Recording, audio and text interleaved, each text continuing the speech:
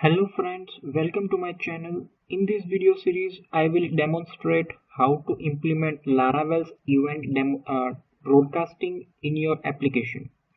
For this series, we are going to use Laravel 7 as a server-side technology and Vue.js as a front-end. First, we need to understand what is event broadcasting and why we need that.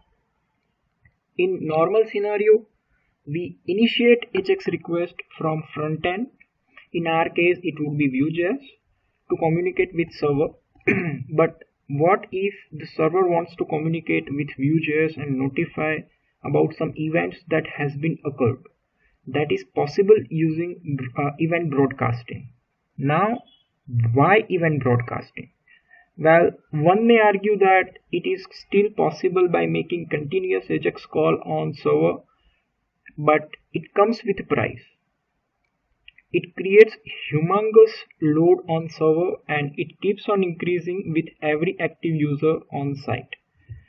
On the contrary, with the event broadcasting approach, Laravel notifies Vue.js through socket.io only when there is an event that occurred on the server side.